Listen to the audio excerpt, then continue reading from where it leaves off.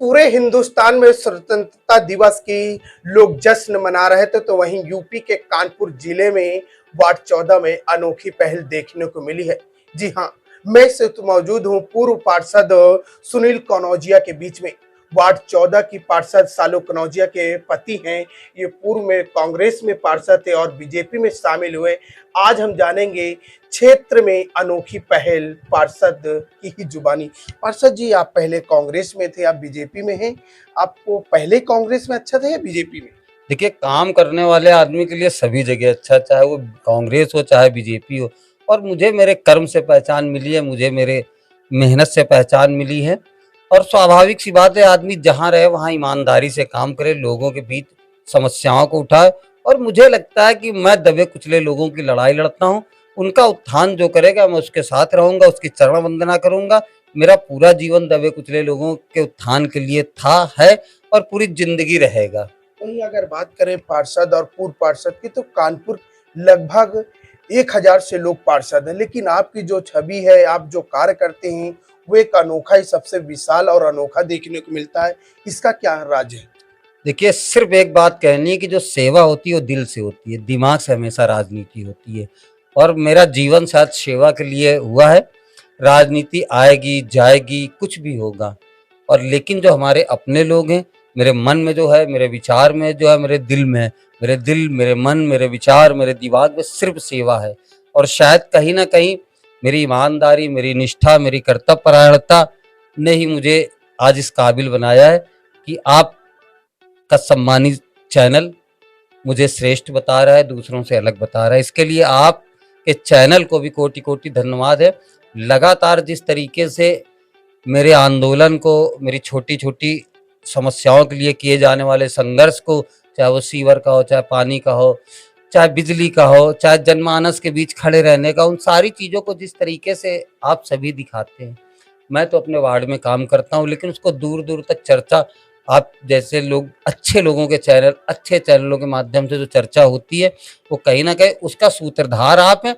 और उसके लिए मेरी जो चर्चा है, उसके लिए भी आप सभी उत्तरदायी हैं। जो आप लोगों ने किया है उसके लिए आप सभी को दिल से धन्यवाद। मुझे ऐसी स्थितियों में इतना चर्चित करने के लिए। मैं तो वार्ड का पार्षद हूँ, वार्ड में काम करता हूँ। वार्ड की आबादी 1 लाख होती है, वोटर 23,000 होता है। तो मैं तो उतने लोगों में, लेकिन आज शहर में चर्चा, प्रदेश में चर्चा, वो आप सभी लोगों के सम्मानित समाचार चैनलों के माध्यम से, समाचार सम्मानित पत्रों के माध्यम से ही है। बाकी मेरा अपना कुछ नहीं, मेरा जीवन संघर्ष था, है और रहेगा। वहीं पे आप जनता के तो सपने पूरे कर रहे हैं, पर किदवई नगर के विधायक महेश त्रिवेदी जी हैं, उनका भी एक सपना था कि लोग झंडा लहराने का। आपने स्वतंत्रता दिवस में उनका सपना पूरा किया और अपनी जनता को क्या गिफ्ट में बांटा? देखिए, 25वां झंडारोहण कार्यक्रम था जिस जगह मैं करता हूँ। और लोगों का बहुत सारा स्नेह होता है। चूंकि वो गैर राजनीतिक स्थान है, वो मेरे लिए पूजा स्थल है। और चूंकि स्वतंत्रता दिवस पे मैंने उस पूजा स्थल पर झंडारोहण किया, जिसमें हजारों लोग थे, जो कि तमाम चैनलों के माध्यम से, समाचार पत्रों के माध्यम से भी आपको जानकारी कि उसमें हजारों लोग थे। क्योंकि किदवई नगर विधानसभा के अंतर्गत आने वाले वार्ड का मैं पार्षद हूँ। और वो माननीय विधायक है हमारी विधानसभा के, इसलिए हमने उनसे झंडारोहण कराया। उनका सपना था, क्या था, क्योंकि वो बहुत बड़े भाई की तरह है, माननीय विधायक हैं। मैंने उनको ससम्मान आमंत्रित किया और वो मेरे इस कार्यक्रम में आए, उसके लिए उनको भी धन्यवाद है। तो जो आपकी क्षेत्र की जनता है, लगभग कितनी जनता थी? और जो गिफ्ट बांटा था, वो गिफ्ट क्या बांटा था आपने? देखिए, मैं उनको कुछ नहीं दे सकता हूँ। एक फटे हाल साई पैदल घूमने वाले लड़के को, जो बहुत हल्की उम्र में लोगों के बीच पैर छूता था, उसको 3 बार पार्षद बनाया थी। मैं उनको कुछ दे भी देता, उनका तो मेरे सांसों पे एहसान है, मेरे खून के एक एक कतरे पे मेरे वार्ड की जनता का एहसान है। उनको कुछ दे भी दूंगा तो उसका अंश भर भी कुछ नहीं अदा हो सकता है। वो तो केवल एक हंसी खुशी का माहौल था, जो लगा कि कर देना चाहिए, वही मैंने किया बस। तो जो आपने गिफ्ट बांटा था, उस गिफ्ट की लागत लगभग कितने रुपए होंगे? यार, प्यार और विश्वास की कोई लागत नहीं होती है। बस ये था कि कुछ समय बाद मेरी बेटी का मुंडन होने जा रहा था, उसके लिए हम लोगों ने थोड़ा थोड़ा जोड़ के रखा था। लेकिन चूंकि मुझे लगा कि ये खुशी परिवार के साथ बांट लेनी चाहिए, मुंडन तो हम बना लेंगे, करवा लेंगे बाद में, लेकिन एक पल, एक खुशी होती है जो अपनों के साथ बाँटनी होती है, और वो मेरा परिवार है, मेरा वार्ड, मेरा परिवार पहले, बाकी सारे रिश्ते मेरी ज़िंदगी में बात क्या है। क्योंकि माँ-बाप पालते हैं, भाई-बहन का लगाव रहता है, बीवी आपके साथ रहती है, लेकिन फटे-हाल ज़िंदगी से एक उठाने का जो काम किया है, आज यहाँ तक पहुँचाया, वो मेरे वार्ड की जनता है। उसके लिए पूरी ज़िंदगी भी दे दूँ तो कम है।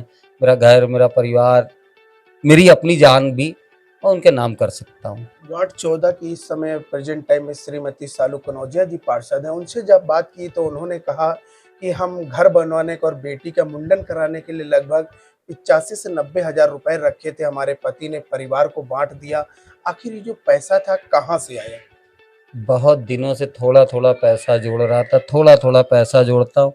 परिवार है, तमाम छोटे-छोटे काम-धंधे हैं हमारा, और मेरी पूरी फैमिली है जो कि संपन्न है। तो सभी मुझे सहयोग करते हैं।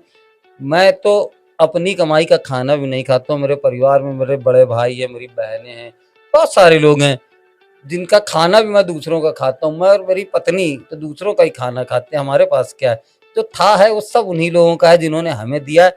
मैं उनको ब्याज सहित तो वापस नहीं कर सकता हूँ, लेकिन एक वादा मैंने हमेशा किया है कि जो वो मुझे वोट के रूप में देंगे, चक्रवृद्धि ब्याज के साथ मैं विकास के रूप में उनको वापस करता था, करता हूँ और मरते दम तक करता रहूँगा। वहीं अगर बात करी जाए सपनों की तो फिलहाल जनता का और किदवई नगर विधायक जी के तो सपने पूरे कर रहे हैं।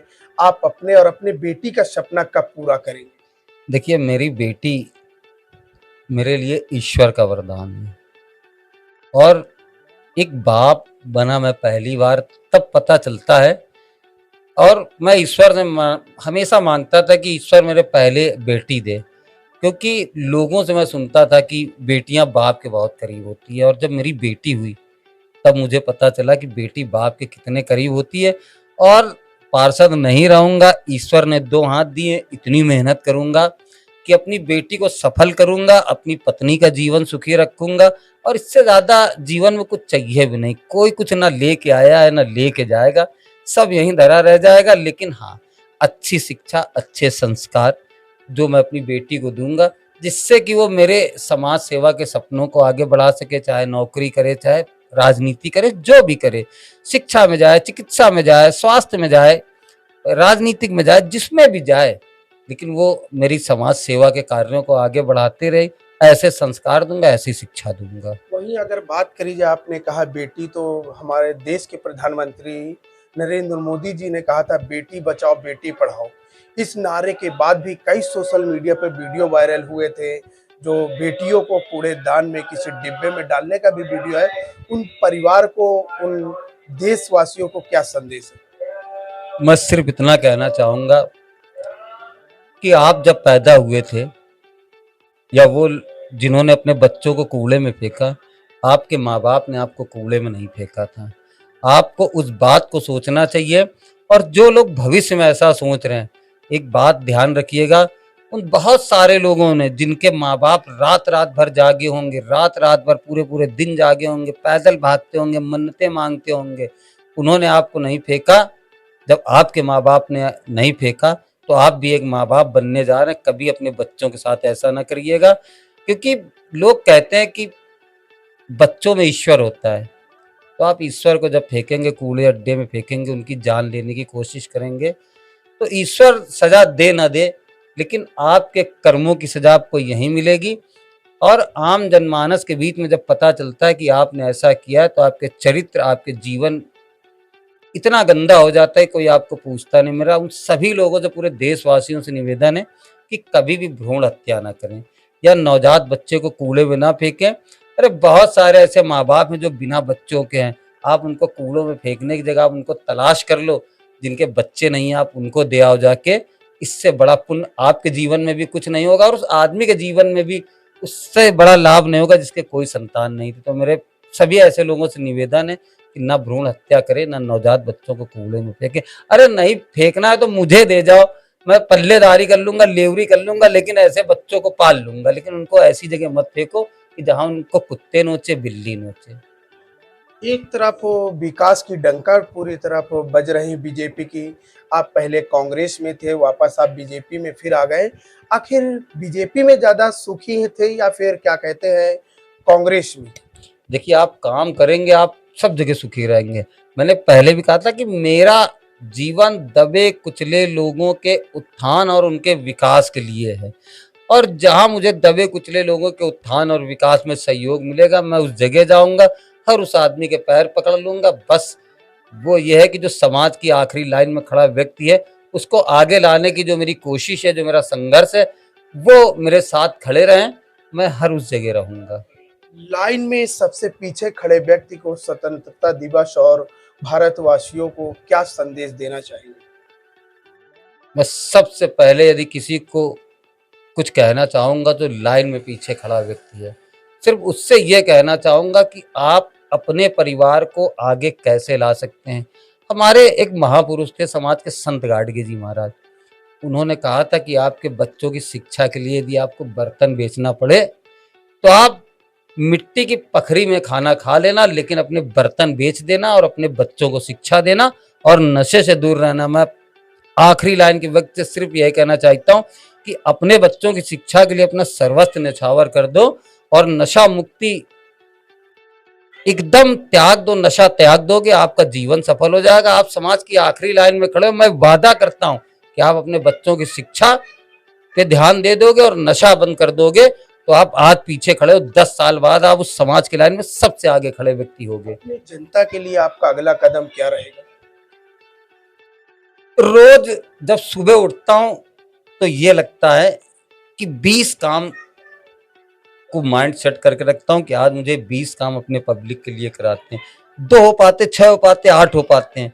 ऐसे हर दिन एक नई शुरुआत होती है और हर दिन सुबह शाम को सोता हूँ तो वार्ड 14 के परिवार और उनकी समस्याओं को लेके सोता हूँ, और जब सुबह उठता हूँ तो वही वार्ड 14 परिवार और उनकी समस्याएं नजर आती हैं। पूरे दिन रहता हूँ, कहीं नहीं जाता हूँ। मैं आपको बताऊं, पिछले 13 साल की सभासदी में 2 या 3 बार कहीं बाहर गया, नहीं तो मैं अपने वार्ड 14 के परिवार को छोड़ के कहीं जाता ही नहीं। पार्षद जी, एक बात बताइएगा, आप वार्ड 14 में पूर्व पार्षद थे और आपकी पत्नी प्रेजेंट टाइम में श्रीमती सालू कनौजिया जी पार्षद हैं। लगातार जनता के लिए आप कार्य कर रहे हैं, पर आपके बीच में ही एक अंबेडकर जी की मूर्ति है, उस पे लगातार आपने काफी धरना प्रदर्शन किया, अखबारों चैनलों में भी दिखाया गया।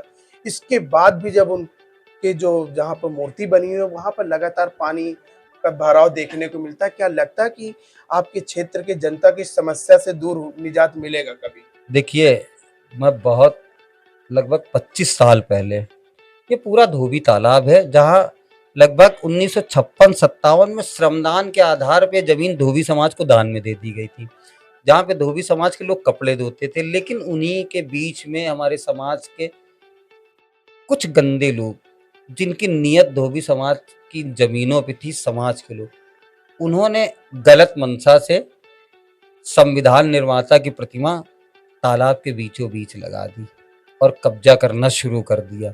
और आज ये स्थिति है कि जब तालाब पहले बड़ा था, बीच में मेड़ थी, मेड़ पे लगाया था, लेकिन उनकी चूंकि मंशा नहीं अच्छी थी, वो लगातार कब्जा करते गए, तालाब छोटा होता गया। जब ये मूर्ति लगी थी तब तालाब के अंदर नहीं लगी थी, तालाब के बीच के मेड़ पे लगी थी। लेकिन आज ये तालाब के बीचों बीच हो गए, क्योंकि कब्जे होते गए और तालाब छोटा होता है जब लेकिन बारिश है, नाली है, सीवर है, सब कुछ आता है उस पे। यहाँ तक कि मैंने धोबी तालाब में सिर्फ इसीलिए सीवर लाइन डला दी थी कि लोग मलमूत्र युक्त पानी उस तालाब में ना ले जाएं।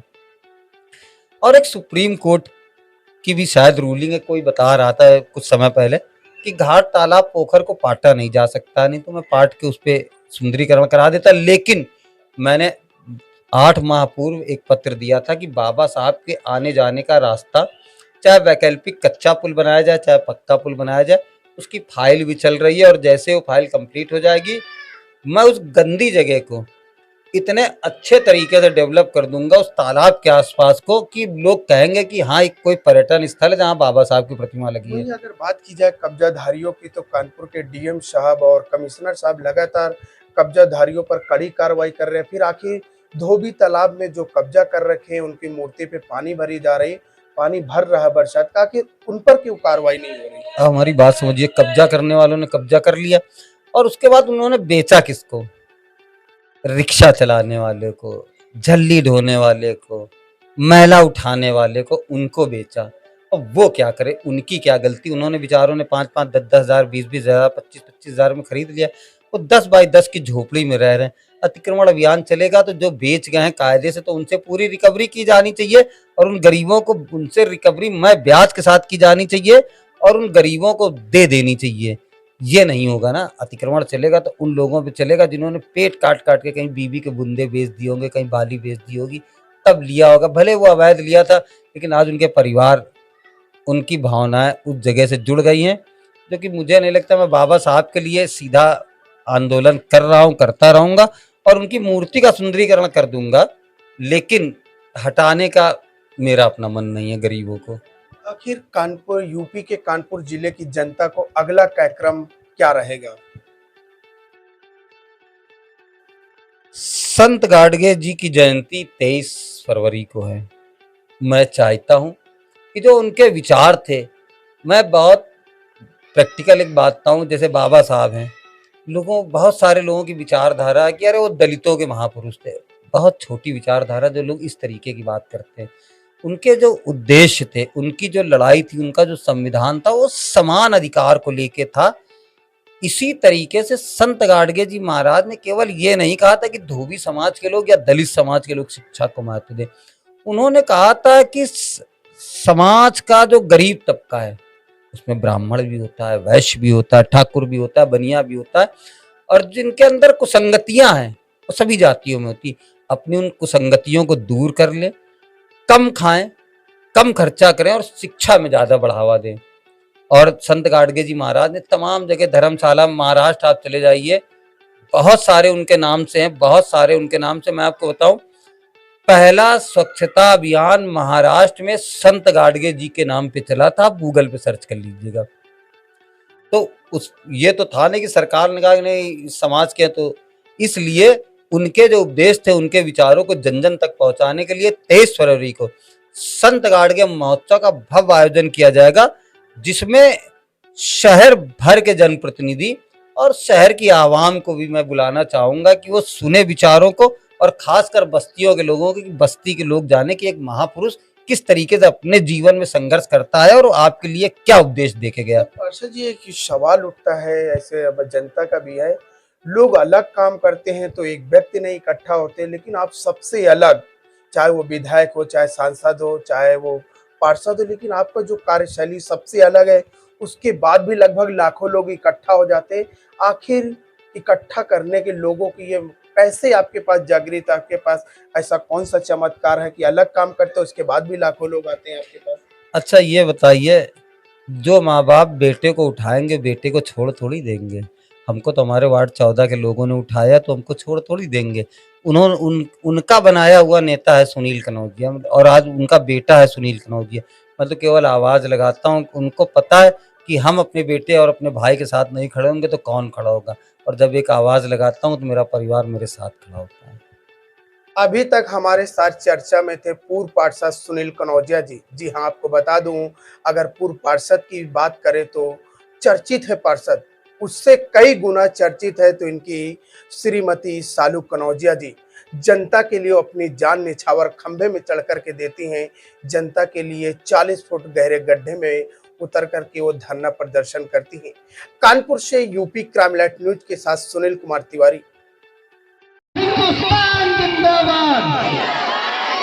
माननीय विधायक जी को बहुत बहुत बधाई, क्योंकि जो समय आज उन्होंने दिया इतने व्यस्तम शेड्यूल से, वो काबिले तारीफ है। और विधायक जी को पुनः धन्यवाद देते हैं कि आप हमारे इस कार्यक्रम में आए। देश के स्वतंत्रता के पर्व में, महान पर्व, विश्व में सबसे बड़े संविधान का पर्व है, उस पर्व में आप आए, हम बस्ती वालों के बीच आए। हम बस्ती वाले सभी लोग आपका दिल से आभार व्यक्त करते हैं, दिल से धन्यवाद देते हैं।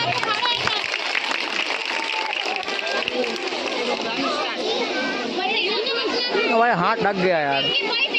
14 के परिवार को संबोधित करने का कष्ट करें। माननीय विधायक आज 15 अगस्त का 79 स्वतंत्रता दिवस के उपलक्ष्य पे हम लोग उपस्थित हैं। निश्चित रूप से आप सबको हृदय से 15 अगस्त का बहुत बहुत हृदय से बधाई। कल जन्माष्टमी भी है, उसकी भी बधाई। बस हम सब लोगों को जन जागरण में रहने की आवश्यकता है। धरती माँ का कार्य हम सबको चुका के इसमें तो